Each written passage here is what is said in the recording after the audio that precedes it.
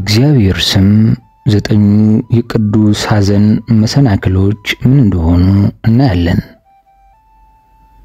የቅዱስ ሐዘን መሰናክሎች በአባታችን በብፁዕ ቅዱስ አቡነ ሽኖዳ ሳልሳዊ። ይህን መንፈሳዊ ምክር ከመጀመራችሁ በፊት ላይክ እንዲሁም ሼር በማድረግ ጀምሩ።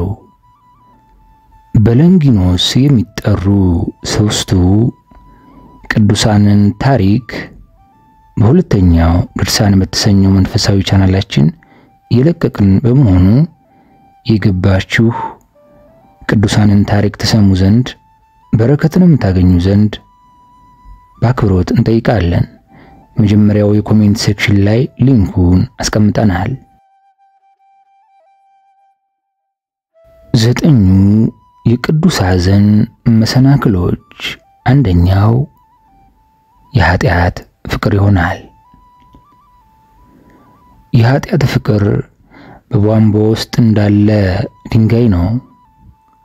ይህም የውሃውን ፍሰት እንዲቋረጥ ያደርገዋል። ኃጢአትን መውደድ ኃጢአትን መስራት ጣፋጭ እንዲሆን ያደርገዋል። ይህም ጥፍጥና ልብን ይሰልባል። ኃጢአት መስራትን መውደድ ኃጢአት ከመፈጸም በላይ የከፋ ነው። የሰው ልጅ በአንድም ሆነ በሌላ ኃጢአት ሊሰራ ይችላል። ታዲያ በኃጢአት ሳያውቅ የተሰናከለ ሰው ከልቡ ተጸጽቶ ያለቅሳል። የኃጢአት ፍቅር ያለው ግን ልቡ ስለ ኃጢአቱ አይደነግጥም።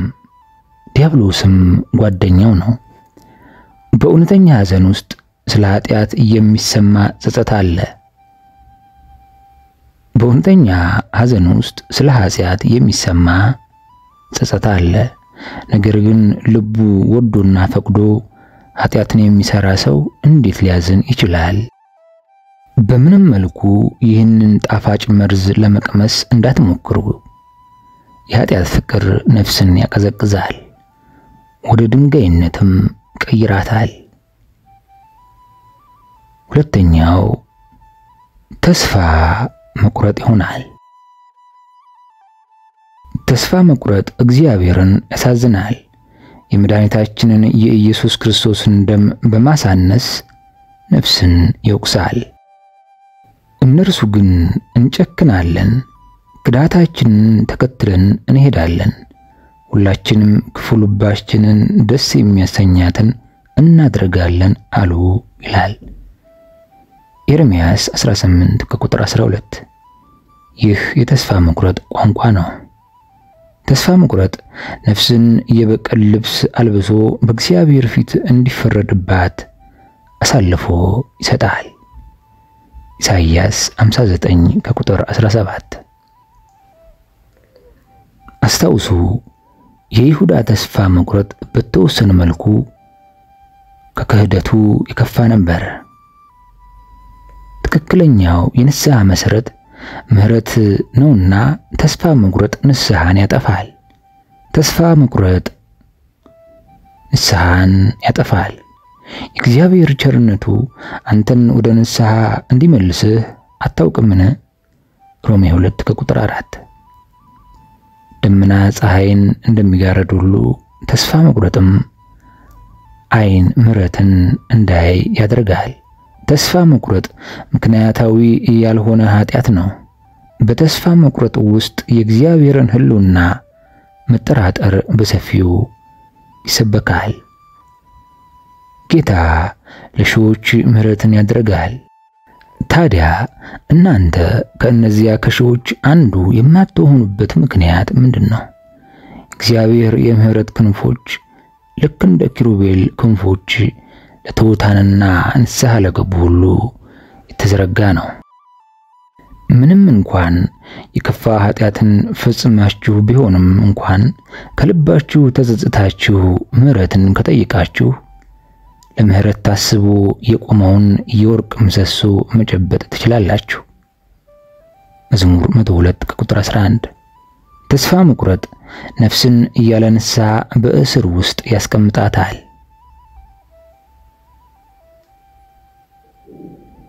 ይህ ቅዱስ ለቅሶ ጭንቀታም ያደርገናል ብሎ ማሰብ ሌላው ሶስተኛው ምክንያት ነው። ደስታችንን በሙሉ በእንባ ባህር ውስጥ ማስመጥ አለብን። ይህ አባባል ስህተት ነው። ደስታችንን ማጣት አለብን። እስኪ ንገሩኝ፣ በተወገዘ ሁኔታ ውስጥ ምን አይነት ደስታ ሊኖር ይችላል? ኃጢአት ምን አይነት ደስታ ያስገኛል? ኃጢአት ከቁስልና ከስብራት ጋር እንደሚዛመድ አናውቅምን? ኢሳይያስ 1:6። ዳዊት አጥንቱ ተሰብሯል። መዝሙር 5:8። አጥንቶቻችን ከመገጣጠሚያዎቻችን ሲወጡ ምን አይነት ምቾት ይሰጣሉ? ኃጢአት የልብ ምሬትንና መንቀጥቀጥን አያመጣምን? ዘዳግም 28:65። ሰው የራሱ ፍርሃት ሲሆን ምን አይነት ደስታ ይሰጠዋል? በርግጥ በኃጢአቱ የሚስቅ ሰው እብድ ነው ሊያስብለው ይችላል። መክብብ 2:2። ቅዱስ ለቅሶ ግን የደስታ አርቢ ነው። ግብዞች እንደሚያስቡት ቅዱስ ለቅሶ የደስታ ግርዶሽ ሊሆን አይችልም። እንዲያውም የተጋረደውን ነገር ያጠራዋል፣ ደስታችንን በእጥፍ የተሻለ ያደርገዋል። አባካኙ ልጅ ከንስሐ በኋላ ደስታው ወደ እርሱ ተመልሷል። ከዚያም ደስ ይላቸው ጀመር ይላል ሉቃስ 15:24። ሌላው አራተኛ ምክንያት የመንፈስን እንቅስቃሴዎች መፈተሽ ይሆናል። ለቅዱስ ለቅሶ ዋና መንስኤ መንፈሳችን ነው። መንፈሳችን የእኛን የጸደይ ሞገዶች ሁሉ ያመጣል። ይህ መንፈሳችን ነው እንግዲህ በጸጋ እንድንሞላና ወደ ንስሐ እንድንቀሳቀስ የሚያደርገን። ታዲያ ቅዱስ መንፈሳችንን የሚያሳዝኑ ነገሮችን ስናስወግድ ያን ጊዜ ማዕበሉ ወደ መርከቧ እንዳይገባ እንከላከላለን ማለት ነው። ጤዛው ሲረግፍ መሬቱ እርጥብ ይሆናል። እግዚአብሔር መንፈስ በነፍስ ላይ በሚያሳድረው ተጽዕኖ ውስጥ እንደ ጠል ሲወርድ ያኔ ሐዘን በውስጣችን ይሰራጫል። መርከብ ያለ ነፋስ መጓዝ ይችላልን? ወፍ ያለ ክንፍ መብረር ይችላልን? እኛስ ያለ መንፈስ ማዘን እንችላለን? ራሳችንን መፈተሽ ይገባናል። ይህችን ጣፋጭ ርግብ ከነፍሳችን መርከብ በምንም አይነት መልኩ ልናባራት አይገባም። መንፈስ የዋህና ሩህሩህ ነው። መንፈስ የዋህና ሩህሩህ ነው። በጣም ካዘነብን ከእንግዲህ አልመጣም ሊል ይችላል።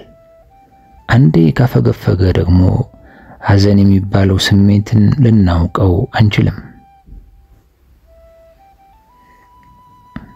ሌላው አምስተኛው ምክንያት ስለ ምሕረት ያለን ግምት ይሆናል። ኃጢአተኞችን ሊያድን ወደ ዓለም የመጣው መድኃኒታችን ኢየሱስ ክርስቶስ ለብዙ ሰው መዳን እንደሆነ ሁሉ ብዙ ሰውም ባለማወቅ ጠፍቶበታል። አንዱ ይነሳና ክርስቶስ የሞተው ለኔ ነው ይላል። ሁሉንም አድርጓል። ታዲያ የምጸልየው ወይም የማዝነው ለምንድን ነው ይላል። ብዙ ደፋር ኃጢአተኛ ከሕይወት ዛፍ ላይ ሞትን ይነቅላል። ሌሎች ወደ መንግሥተ ሰማያት በሚሄዱበት በክርስቶስ ደም መሰላል እርሱ ወደ ገሃነም ይሄድበታል። ወደ ንስሐ የሚወስደው የእግዚአብሔር ቸርነት ወደ ትዕቢት ሲመራን ማየት በጣም የሚያሳዝን ትዕይንት ነው።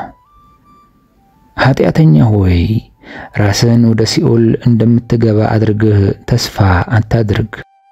ራስህንም የምትኮንነው ንስሐ ለመግባት እንጂ ኃጢአቱን ለመድገም አይሁን። እግዚአብሔር መሐሪ ነው እያላችሁ ኃጢአትን መስራታችሁን ትቀጥላላችሁ። ነገር ግን ምሕረቱ ለማን ነው? ኃጢአትን መስራት ልምዱ ላደረገ ወይም ለሚያለቅሰው ኃጢአተኛ ክፉ ሰው መንገዱን በደለኛም ሐሳቡን ይተው፣ ወደ እግዚአብሔርም ይመለስ፣ እርሱም ይምረዋል ይላል ኢሳይያስ 55 ከቁጥር 7። ኃጢአትን ሳንተው ምሕረትን መጠየቅ ሞኝነት ነው። ያለ ሐዘንም ኃጢአትን መተው የማይታሰብ ነው። ያለ ሐዘንም ኃጢአትን መተው የማይታሰብ ነው። ለምሳሌ አንድ ንጉሥ ለአንድ አመፀኛ ቡድን ራሱን ለእኔ ያስገዛ ምሕረትን ያገኛል ካለ እነዚያ አመፀኞች ንጉሡን ይቅርታ መጠየቅ አይጠበቅባቸውም ማለት ነው። ምክንያቱም መጀመሪያውኑ ንጉሡ ይቅርታ አድርጎላቸዋል። እግዚአብሔር ለሐዘንተኛው የምሕረት አዋጅን ያውጃል። ሐዘንተኛ ያልሆኑ ሰዎች ግን ከምሕረት ጋር ምንም አይነት ግንኙነት አይኖራቸውም። እግዚአብሔር ምሕረት ከካህናቱ በቀር ማንም እንደማይገባበት የታቦት ማደሪያ ነው። ከእግዚአብሔር ካህናት ጋር እና የእንባ መስዋዕትን ካቀረቡት በስተቀር ማንም ሰው ይህን የወርቅ የምሕረት ታቦት ሊነካ አይችልም። ራእይ 1 ከቁጥር 6። ሌላው ስድስተኛው ለቅዱስ ሐዘን መሰናክል የሚሆነን ኃጢአትን ትንሽ አድርጎ ማየት ይሆናል። ኃጢአትን ትንሽ አድርጎ ማየት። ትንሽ አይደለችም ይላል ዘፍጥረት 19 ከቁጥር 20።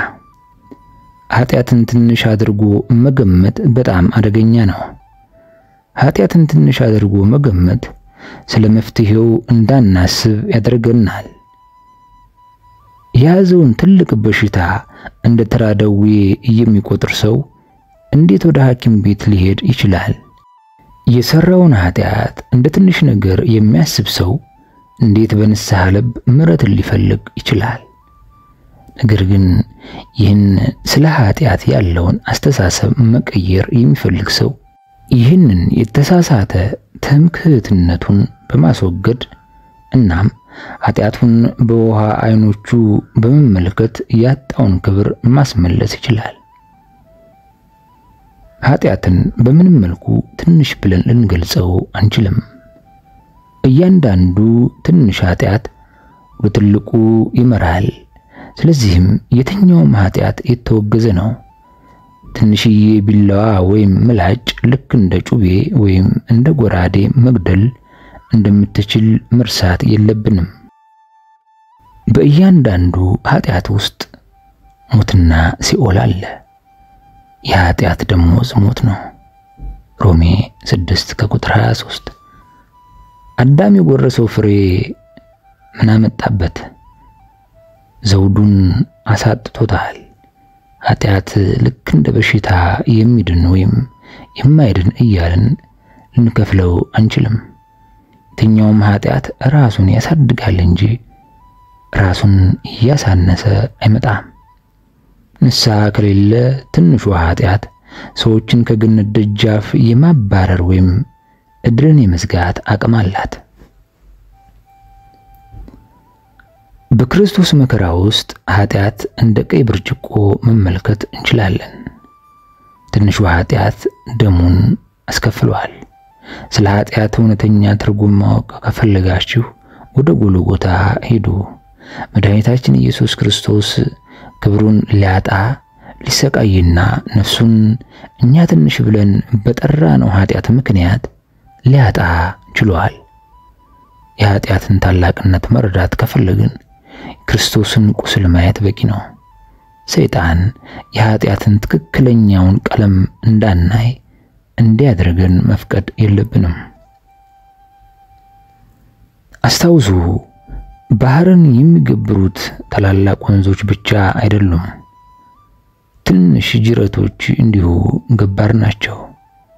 በተመሳሳይ ሰዎችን ወደ ገሃነም የሚመሩት ታላላቅ ኃጢአቶች ብቻ ሳይሆኑ ትናንሽ ኃጢአቶችም ጭምር ናቸው። ሌላው ቅዱስ ሐዘን መሰናክል የሚሆነን ሰባተኛው ምክንያት መዘግየት ነው። ንስሐ መግባትን የምናዘገይ ከሆነ የምሕረት በሩን መክፈቻ ቁልፍ ለማግኘት የሚረዳን ብርሃንን እንዲሁ ያጣነው እንሄዳለን። በመጨረሻም ሲጨልም ቁልፉን በዳበሳ እንጂ በማየት ለማግኘት እንቸገራለን። ይህ ጉዳይ ምን ያህል ጎጂ እንደሆነ በአራት መንገዶች ለመረዳት እንሞክር። በመጀመሪያ በተወገዘ ሁኔታ ውስጥ ሆነን ሳለ ከዚያ ነገር ውስጥ ለመውጣት ጊዜው ገና ነው ማለት ይገባናል። እኛ ያለነው በእግዚአብሔር ቁጣ ስር ነው። እንዲሁ እኛ ሰዎች በሰይጣን ቁጥጥር ስር ያለንን። ታዲያ ከጠላት ሰፈር ለመውጣት ጊዜው ገና ነው ማለት ይገባናልን? በሁለተኛ ደረጃ ሰዎች ስንባል በሌሎች ጉዳዮች ላይ መከራከርን አንፈልግም። ስለ ንስሐ ሲሆን ግን ጊዜው ገና ነው እንላለን። ለምሳሌ ሀብታም ለመሆን ጊዜው ፈጥኗል፣ ረጋ ማለት አለበት እንላለን። ሀብታም ለመሆን ጊዜው ገና አንልም። ንስሐ ለመግባት ግን ጊዜው ፈጥኗል እንላለን። ንስሐ መግባት ትልቅ ውጤት አይደለምን? ትልቅ ነገርስ በሕይወታችን አያስገኝልንምን? ሰዎች ርስታቸውን ከማብዛት ይልቅ ስለ ኃጢአታቸው ማዘን አያስፈልጋቸውምን? ሶስተኛ የእግዚአብሔር የሐዘን ጥሪ ሁልጊዜ መሆን ያለበት አሁን ላይ ነው። መንፈስ ቅዱስ እንዲህ ብሎናል፣ ዛሬ ቃሉን ብትሰሙ ልባችሁን አታጽኑ። ዕብራውያን 3 ከቁጥር 7 እስከ 9። አንድ የጦር ሰፈርን የከበበ ጄኔራል የሰፈሩን መሪ እጅ እንዲሰጥ የሚያደርገው የዚያኑ ቀን ነው። ነገር ግን የሰፈሩ መሪ እጅ ለመስጠት አሻፈረኝ ካለ ጄኔራሉ ጥቃቱን መፈጸሙ የማይቀር ነው። እንዲሁ ወደ ንስሐ እንድንገባ እግዚአብሔር የሚጠራን በዚህ መንገድ ነው። ምክንያቱም ታዳኙን ለማጥመድ አድብቶ የሚጠብቀው አዳኙ ዲያብሎስ ትዕግስት አጥቶ እየጠበቀ ስለሚገኝ ነው። ዲያብሎስ ከእኛ የሚፈልገው አንዲት ትንሽ ስህተት ነው። ይችን ትንሽዬ ቀዳዳ አስፍቶ ለመስፋት እስከማንችልበት ድረስ ያደርሰናል። ንስሐ ለመግባት እኛ ነገ የምንለው ማንን? ትናንት፣ ዛሬ፣ ነገ የሚሆነውን የሚያውቅ ማን ሆነና? አራተኛ በኃጢአት ምክንያት የሚከሰትን ቅዱስ ሐዘንን ማስወገድ ሞኝነት ነው። የተቀደሰ ሐዘንን ባቆምን ቁጥር የኃጢአታችን ሥራ ከጊዜ ወደ ጊዜ እየከበደ መምጣቱ የማይቀር ነው። ከመገጣጠሚያ ውጭ የሆነን አጥንት በጊዜ ወደ ቦታው ለመመለስ በጣም ቀላል ነው። ከረፈደ ግን ለመመለስ አስቸጋሪ ከመሆኑም በላይ ለታማሚው ከባድ ሕመምን ይፈጥራል። አንድን በሽታ ከፍ ወዳለ ደረጃ ከመድረሱ በፊት ሕክምና ካደረግንበት ከበሽታው የመፈወስ እድላችን ከፍ ያለ ነው። ጥልቀቱ ትንሽ በሆነው ውሃ ውስጥ ሮጦ ለመውጣት ብዙም አይቸግርም። ነገር ግን የውሃው ጥልቀት በጨመረ ቁጥር የመስመጥ እድላችን ከፍ እያለ መሄዱ የማይቀር ነው። ኃጢአተኛ ሆይ በእግዚአብሔር ላይ በዘገየ ቁጥር እርሱን እያጣኸው ትሄዳለህ። እናም ይቅርታን ለማግኘት የበለጠ ከባድ እየሆነብህ ይሄዳል። ስለ ኃጢአታችን ጊዜ በወጣን ቁጥር ለንስሐ የበለጠ ሥራ መስጠት አለብን ማለት ነው። ስለ ኃጢአት ማዘንን ማስወገድ የሰው ልጅ ከሚሰራቸው ትልቅ ከሚባሉ ስህተቶች ውስጥ የመጀመሪያው ነው። ሕይወታችን በማን እጅ ነው? ስለ ወደፊቱ አይደለም፣ ከአንድ ሰከንድ በኋላ ስለሚከሰተው ነገር ምንም አናውቅም። ነገ የሚሆነውን አታውቁምና ሕይወታችሁ ምንድነው? እናንተማ ለአንድ ጊዜ ታይቶ ኋላ እንደሚጠፋ እንደ ጢስ አይደላችሁምን? ይላል ያዕቆብ 4 ከቁጥር 14። ሞት መቼ ደጃፋችን እንደሚደርስ እናውቃለን። በሽታ ሲያስረን ያሰብነውን ሳናሳካም ሞት ሊቀድመን እንደሚችል አናውቅምን? ታዲያ ምን አይነት ደፋር ብንሆን ነው ሞት አጭር ሥራ ሲቀረው ስለ ኃጢአታችን ረጅም ሥራ መስራት የምንፈልገው? በሮማን ታሪክ ውስጥ ቄሳር የተሳካለት ደብዳቤ ለማንበብ በመዘግየቱ በግምጃ ቤት ውስጥ በስለት ሊወጋ ችሏል።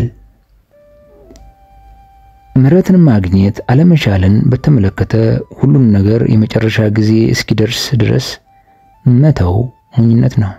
እግዚአብሔር ንስሐ የምንገባበትን ክፍተት የሰጠን ቢሆንም በዘገየን ቁጥር ንስሐ የምንገባበትን ጸጋ ሊነሳን ይችላል።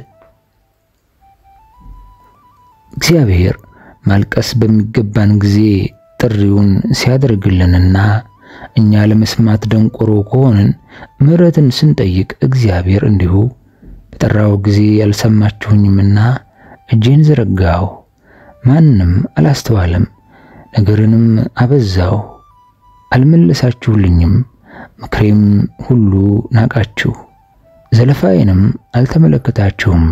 ስለዚህ እኔ በጥፋታችሁ እስቃለሁ፣ ጥፋትን በመጣች ጊዜ ደስ ይለኛል። ጭቅጭቅ ድንገት በመጣባችሁ ጊዜ እንደዚሁም ጥፋታችሁ እንደ አውሎ ነፋስ በመጣባችሁ ጊዜ ችግርና ምርኮ በደረሰባችሁ ጊዜ እኔ ከዚያ አለሁ። ግን በጠራችሁኝ ጊዜ እኔ አልሰማችሁም። ክፉዎች ይሹኛል ነገር ግን አያገኙኝም ይላል ምሳሌ 1 ከቁጥር 24 እስከ 26። አስታውሱ፣ ንስሐ ለመግባት የቀደመውን ጊዜ ስላልወሰድን የመጨረሻው ጊዜ ላይ ሊፈርድብን ይችላል። ወደ አምላክ ለመመለስ እርጅና ላይ እስክንደርስ ወይም ሕመም እስኪያጋጥመን ድረስ መጠበቅ ከፍተኛ ጨዋነት የጎደለው ድርጊት ነው። ምክንያቱም በሞት አልጋ ላይ ሆነን የምንገባው ንስሐ ብዙውን ጊዜ ቅንነት የጎደለውና አስመሳይነት የሚንጸባረቅበት ነው። ምንም እንኳ ለኃጢአት እውነተኛ ሐዘን ማዘን የዘገየ ነው ማለት ባይቻልም የሞት አልጋ ንስሐ ግን እምብዛም እውነት አይሆንም። እውነት ከሆነም በከፊል እንጂ የተሟላ አይሆንም። የብቻ ሳይሆን ይህ የአልጋ ላይ ንስሐ ሲኦልን ከመፍራት ይሁን አምላክን ከመውደድ የተነሳ የተደረገ የሚታወቅ ነገር የለም። አንድ መርከበኛ በማዕበል ውስጥ የምትናወጠው መርከብ ውስጥ ያሉትን ዕቃውን ወደ ባህር ሊጥል ይችላል። ታዲያ ዕቃዎቹን ወደ ባህሩ የሚጥለው ስለማይፈልጋቸው ሳይሆን መርከቧን እንዳያሰጥሙበት ስለሚፈራ ነው። ሰዎችም ዘግይተው ወደ ለቅሶ ሲገቡና ኃጢአታቸውን ወደ ባህሩ ሲጥሉ በአብዛኛው መርከቧ ሰምጣ እነሱም ወደ ገሃነም ባህር እንዳይወረወሩ በመፍራት ነው። የብቻ ሳይሆን አንድ በአልጋ ላይ ያለ ሕመምተኛ ንስሐ ለመግባት የሚፈልገው ኃጢአቱን ከእርሱ ጋር ለማቆየት እንደማይችል ስለሚያውቅ ብቻ እንደሚሆንም እርግጥ ነው። ታዲያ አስቀድሞ ለሁሉ ነገር መዘጋጀት ሰዎች በመጨረሻው ሰዓት ላይ ሁሉንም ስራቸውን ለመንግስተ ሰማያት ለማዋል ከሚደረግ ጥድፊያ እንዲጠበቁ ያደርጋቸዋል። ሌላው 8ኛው ቅዱስ ሐዘን መሰናክል የሚሆን ምክንያት የፍትህ አፈጻጸም መዘግየት ነው።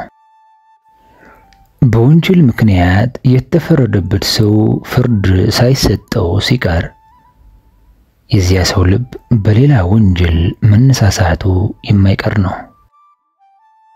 እግዚአብሔር ለመቅጣት አይቸኩልም። ታዲያ እኛ ሰዎችም ንስሐ ለመግባት አንቸኩልም። እግዚአብሔር ስለምንሰራው ኃጢአት ጀርባችንን ቸብ አያደርገንም። ስለዚህ የሰው ልጅም ስለ ስራው ጭኑን በውርደት አይመታም። ኤርምያስ 31 ቁጥር 19። ኃጢአተኛው እንዲህ ሲል ያስባል፣ እግዚአብሔር በዚህ ሁሉ ጊዜ ራርቶልኛል፣ የሚታገስ አምላክም ስለሆነም በእርግጠኝነት አይቀጣኝም ይላል። ወሰን በሌለው ትዕግስቱ እግዚአብሔር አንዳንድ ጊዜ ፍርዱን ለትንሽ ጊዜ ሊያራዝም ይችላል። ለመቅጣት አይቸኩልም።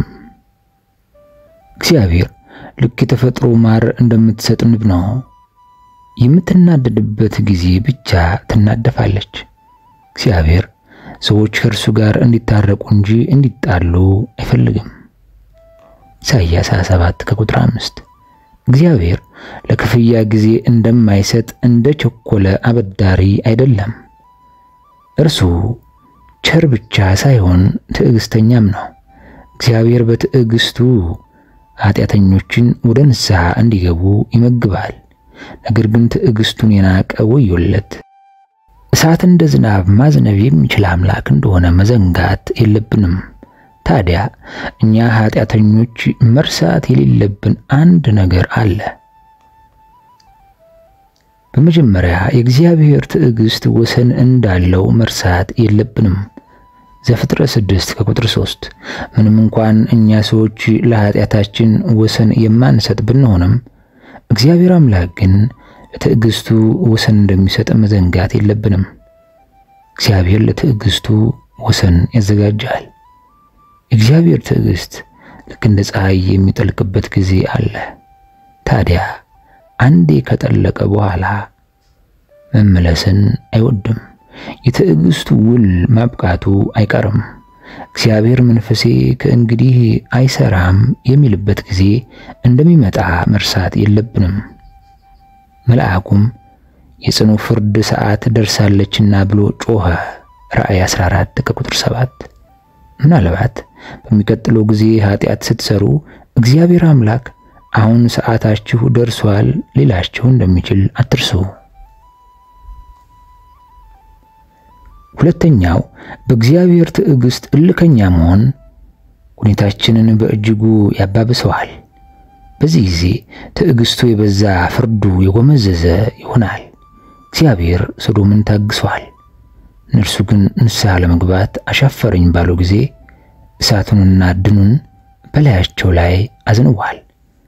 በአንድ ወቅት የእግዚአብሔር ትዕግስት ድንቅ ተምሳሌት የነበረችው ሰዶም አሁን ላይ የእግዚአብሔር የቁጣ መታሰቢያ ሆናለች።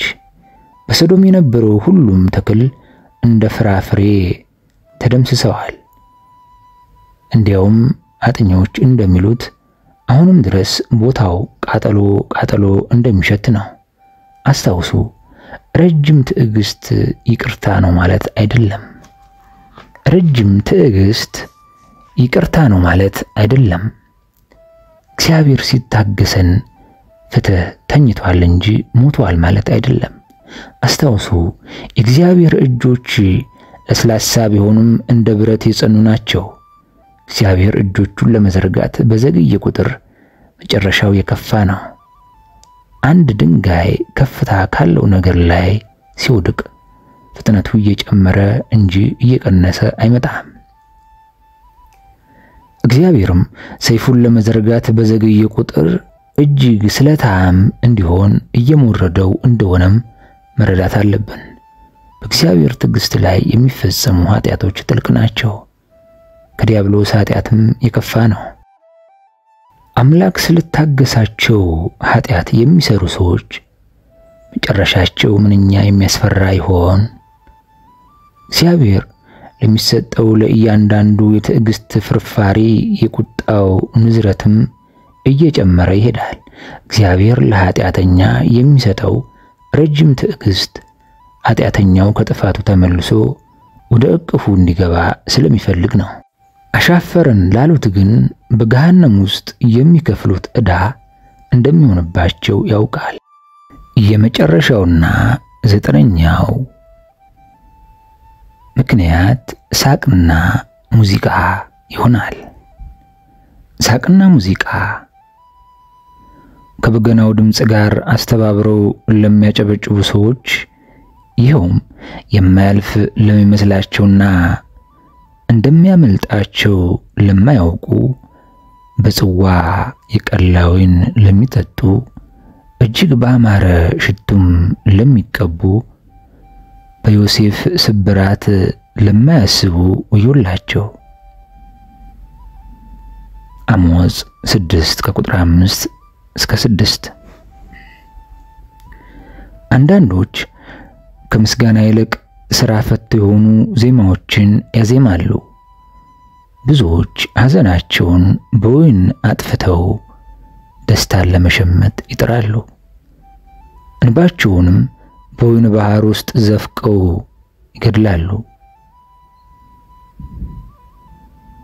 ጣፋጭ የሚመስሉ ገዳይ ደስታዎች መራራ የሚመስሉ ቅዱስ ለቅሶዎችን ያጠፋሉ። እስኪ ማን ይሆን ልክ በባህር ውስጥ በሰላም እንደሚዋኝ ዓሣ በገሃነም ውስጥ የሚዋኝ?